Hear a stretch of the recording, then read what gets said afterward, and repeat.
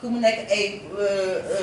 40 ans 50 ans que mu nekk ay mag plus de 60 ans cancer sein léegi amatul âge avant ñu mag yi ñu doon am cancer il y a 30 ans bi ñuy doon commencé le professeur de bu ñu doon jàngal lii la ñu doon wax c'est un cancer des femmes âgées léegi loolu dafa yëpp a jaxasoo adduna bi suñu ne adduna dafa jaxasoo c'est que yëpp a jaxasoo même bi doon am si mag léegi dafa am ci xale donc loolu aussi war nañu ci bàyyi xel la moo koy njëkk a gën a favoriser maanaam cancer am na lu koy favoriser mais des fois am na ay cancer yoo xam ne mënuñu koy expliquer parce que ba léegi feebar bi daj ñu yëpp la moo koy favoriser maanaam teel a gis mbaax teel a gis mbaax si jigéen nekk na loo xam ne dafay favoriser cancer. ween bi aussi ni mu bindoo ku nekk am na ñu am ay ween yoo xam ni ween yi sont différents en fonction de ween bi ni mu bindoo aussi am na yenn bindu ween yi day favoriser cancer. yenn obésité générique maanaam ay jeeg ak Sénégal bëgg na toujours ñu yooyu jeeg nga lii aussi ay hormones la day favoriser cancer. am cancer dans la famille maanaam si ndono bu fekkee sa yaay am na cancer wala sa bàjjen wala sa maam ndono la ndono famille yu am ndono yi famille yooyu ñoo gën a am chance am cancer. bu ñu ñëwaatee aussi si planning bi am na yenn planning yoo xam ne dafay favoriser cancer du planning yëpp mais planning yi nga xam ni parce que wax naa leen au début que teel gis mbaax mais teel gis mbaax affaire hormone la yenn planning yi aussi affaire hormone la bu ñu daggaloo aussi nekk luy favoriser ak li ngay noyyi da koy favoriser ak li ngay lekk da koy favoriser nutritionniste bi dina si ñëwaat donc da koy favoriser mais cancer naka lay ñëwee est-ce que da ngay jékki-jékki rek am taab wala am picc wala am mu metti ñu ne am naa cancer non. cancer au début ween bi day normal dara du ko jot duñu sentir dara duñu yëg dara duñu daj dara te cancer yi mën a commencer fii pendant 10 ans 15 ans avant nit ki di ko xam parce que il faut nga xam ne en français cancer mooy tumeur maligne maligne mooy ku muus ci tubaab donc cellule bi comme dafa muus du teel a yëglu parce que bu yëgloo nga mën ko donc sàcc day sàcc aussi du yëglu boo ko sax di nga ñëw def li ngay def soo yeewee le matin nga ne ah sàcc nañu. cancer aussi les cellules là elles sont extrêmement intelligentes c'est la même chose au début duñu yëglu suñu demee nag ba wóolu seen bopp ba nga xam ne léegi elles sont bien implantées am nañ doole foofu la ñuy yëglu foofu nag ñoom ñoo lay provoqué parce que généralement doo ci mun dara parce que wóolu na seen doole moo tax ñu bëri di dee à cause du cancer. donc il faut que cancer bi avancé pour mu commencer di yëg dara wala commencer di daj dara généralement nit yi dañuy wax. soo wen day métti bu fekkee xale yi la mais wen bi métti ça veut pas dire que am na cancer généralement wen bi métti au début rek du cancer parce que comme nu lañ ko waxee sànq cancer du teel a métti.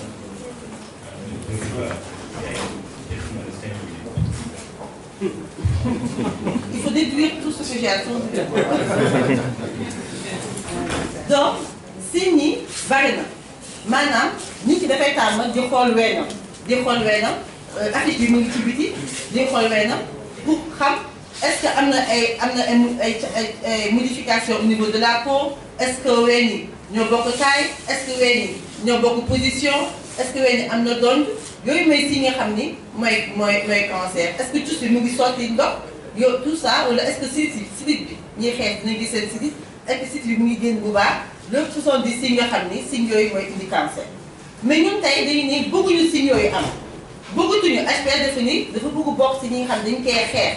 dañ koy dépister dañ koy prévenir duñu xaar traitement bi maintenant gis nañ ko sànq ci présentation bi le traitement est excessivement coûteux et long te mënuñu am 100%. donc un pays boo xam ne amuñu ressource comme Sénégal fii ñu mën a taxaw dépister prévenir pour bañ am cancer donc naka dañuy dépister dépister mooy xool cancer ween bi day normal.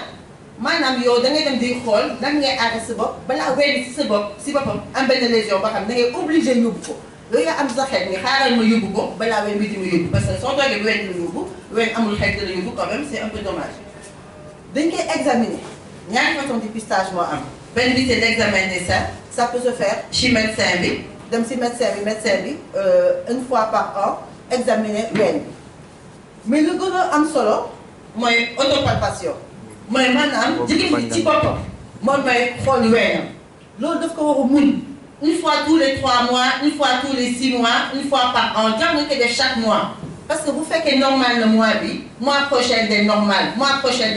au contraire dafa tax nit ki am ay facteurs de stress psychologique chaque jour mu ngi chaque weer mu ngi xool weenam est-ce que finalement loolu seet dañ ko mën a gis donc il faut faire attention autopalpation bi aussi mu nga ko def une fois tous les 6 mois une fois par an da ngay toog am na benn atelier tout à l'heure on va montrer aux femmes naka lañ koy defee lii aussi góor yi war nañ ko mën a jàng suñ ko jàngee ñoom ñu jàngal ko seen jabar yi mën nañ ko defal seen jabar yi jàngal ko seen yaay yi jàngal ko seen sœur yi c'est pas que jigéen kese moom jàng seen technique donc technique bi dafa important dinañ ko wane sànq l'essentiel c'est que femme bi na examiner weenam yëpp en totalité bu mu bàyyi dara su fekkee c'est bien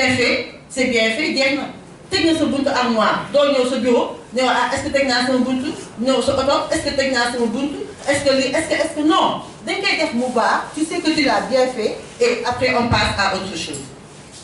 donc à partir de 25 ans li ñuy wax dañ koy def généralement après les règles ou bien bu fekkee femme bi dafa ménopause wala gisul règle à n'importe quel moment mun na ko def ce qui est important c'est que bu boobaa femme bi ci boppam moom mooy jël en charge elle est devenue actrice moom mooy moom toog di xaar rendez-vous ci médecin bi est-ce que médecin bi moom ci boppam xam na que moom moo war a jël en charge sa prévention donc moo tax suñu koy jàngalee dañ ko war a jàngale de façon adéquate et puis dañ ko war a wasaare c'est essentiel chez les femmes yi xale yi maanaam il faut que ñi nga xam ne ménopausé guñu ñoom dañ ko war a xam parce que duñu mën a def mammographie généralement beneen façon de dépistage la loolu ñuy gën a xam mooy dépistage boo xam ni rajo la da ngay dem ci docteur bi mu defal la rajo ci radiologue yi ñoom ñu xool est-ce que am nga ay coppite yoo xam ne suñ ko seetaanee mën a indi cancer mais lii xale bi nga xam ne yaa ngi gis ay rajo bi baaxul ci yow parce que généralement duñu gis lésion bi dañuy wax ni que c'est normal alors que c'est pas normal mammographie bi il faut que ñu organiser ko il faut que pouvoir public yi organiser ko c'est pas n'importe quel radiologue moo koy def c'est pas n'importe quel appareil de radio moo koy def parce que dafa important dañ koy def tous les 2 ans tous les 3 ans nit nga xamul nag chaque année ñu def mammographie loolu aussi c'est pas bon parce que radiation ionisante yi maanaam rayon X yi mën a indi ci moom suba yeneen jeexital mënoo ko commencer 35 ans jëm ak moom 75 ans di nga am yeneen feebar yoo xam ni rayon X yi ñoo ko indi donc généralement bii mode de dépistage femme ménopausée yi wala nga xam ne ñu ngi waaj ménopause yi ñoom ñoo koy def des fois ñu def échographie mais c'est pas toujours mammographie bi nag lii la day wan ay des petites poussières là ay petits qu'on appelle les calcifications maanaam ay doj ay xeer yu ndaw ñoom ñooy toog di dajaloo ba mat donj ñoom non seulement dañuy yokku en nombre mais dañuy aggravé wu maanaam au début duñu nekk gum cancer mais plus ñuy màgg ñuy modifier ba nekk cancer fii li la ñuy wax dépistage fii mooy lésion précancéreuse maanaam mën nga ko dindi fekk nekkagul cancer léegi fii mën na nekk cancer mais cancer mu ndaw ba xam ne loxo mën na ko daj lii la ñuy wax diagnostic précoce lii mammographie moo la koy woon mais chez les femmes ménopausées ou préménopausées mais limite bi c'est important mammographie bi ça nous permet de dépister des cancers mais dafa cher et puis du partout dans le Sénégal dañu am mammographe même suñ ko amee est-ce que am nañu radiologue est-ce que am nañu film parce que des fois ñu ne oui on a mis des mammographes un peu partout on est d'accord mais des fois nga si def nañ ko foofu mu paan donc il faut que mu nekk foofu mu accessible te aussi coût bi aussi ñu wàññi ko te octobre rose bi aussi wax nañ kaas que mammographie bi mu bay nekk que pendant le mois d'octobre c'est tout le temps le war a accessible am na aussi benn genre de test dama ci wax mais c'est mooy recherche bi fu mu toll maanaam ñi nga xam ne dañu am cancer dans leur famille mën a ñëw pour ñu xool est-ce que généticiens yi ñoo koy def ay xeetu médecin la pour xool est-ce que topp na seen deret pour xam est-ce que suba dina topp seen njaboot. ma terminer rapidement pour wax loolu lu ñuy wax nii baax na wax bi bari na ñëpp ñu koy wax mais lan mooy la différence entre fii ak pays européens yi c'est que en Europe ñoom loolu seen engagement la seen combat la ñoom ñoo ko cherché ñoo ko identifié ñoo koy xeex te ñoo ko gagné ñun nag on fait que copier initié wuñu xeexuñu parce que def ñu ci xaalis pouvoir public toppatoowuñu au contraire ils font ce qu'on appelle la politique de l'autruche ñoom bëgguñu gis ce sont des rares comme monsieur le ministre ak d'autres personnes nga xam ne au moins ñoom ils s'impliquent au moins ñoom ils nous ont accompagnés te pourtant c'est pas leur domaine de compétence officiel mënoon na ne ah man nekkuma ci loolu mais c'est pas ça moo tax nit ki di nga am conscience citoyenne ou bien doo ko am accompagne nañu def na ci xaalisam moom il est là vous le voyez bu nekk Sédhiou on était avec lui ça veut dire que ñu mel nañ kii su ne ko joxoon nañ ko compétence au ministère de la santé xëy na ñu dévancé mais les gens ils préfèrent ne pas voir xëy na Autriche mun na ko def te du dee mais Sénégal si tu le fais finalement on va tous mourir parce qu'on peut pas vivre on peut pas respirer sous terre. Les patients aussi des fois dañuy am c'est même politique la population dañuy ragal ñoo dépister ah da ngeen hôpital dépister ñu génne fa sa feebar mais ñu génne feebar bi ñu fekk la parce que au début parce que feebar bi de toute façon su fa nekkee day avancer mënoo ko tere avancer donc politique de l'Autriche ça sert à rien il faut nga teel a dem comme ça ñu teel détecter donc combat bi on doit le continuer bu ñu combat ça veut pas dire que yow ay armes ah ku ñu jàppale wu ñu rey la non. Le combat, c'est un combat intellectuel. C'est comme ni faire des symposiums, des conférences. Toutes les nouvelles technologies, il faut nous utiliser pour nous wasaare information, nous wasaare ko. Au niveau de l'Assemblée, si vous avez les pouvoirs publics, ils écoutent. Vous avez une loi c'est en faveur des femmes qui ont le cancer. Au niveau de l'église, au niveau des mosquées, partout où vous avez imam Munifi, à Montreuil, c'est un exemple, et au niveau de la Ligue, même c'est un imam à Fass Mbao, mais il est toujours aussi avec nous. Donc au niveau de Fass Mbao, au niveau de Diakam, donc les gens en parlent. Donc il sait que le cancer c'est important. Et nous, tous les vieux ils sont avec lui, aussi donc nous aussi imam Centre de le remercier si ce présent. Donc pour terminer, donc au début, prévention aussi, mais aussi environnement. Nous sommes pour l'environnement parce que dafa bokk ci facteurs yi nga xam ni day indi cancer fumée yi tabac la ñu koy wax mais Sénégal c'est pas que le tabac toujours mu wax ko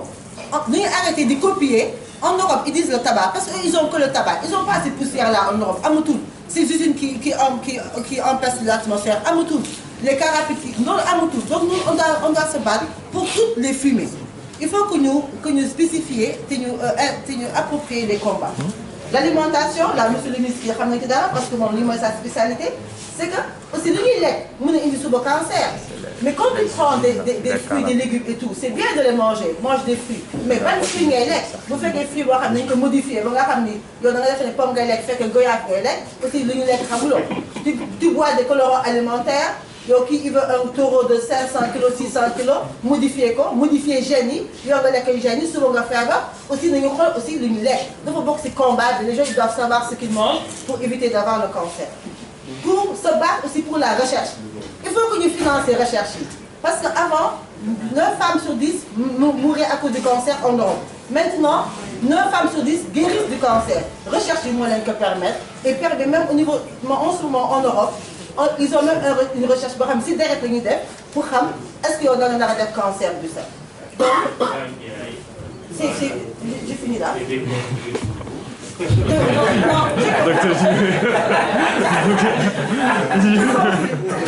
conclue donc, le ministère de la Santé, nous avons appelé, le professeur l'avait appelé au début, nous avons appelé les autorités pour que nous disions combattre. Parce que nous, toutes les associations là, ce sont des guerriers, ce sont des militaires, mais il n'y a pas de général. Il faut que le ministère de la Santé nous implique les stratégies de lutte, la stratégie de la guerre, pour qu'au moins, c'est un peu la grande santé que nous avons allaité. Il y a un bisque qui est mal, si vous avez un bisque, c'est cancer du sein de Fadja. Je vous remercie.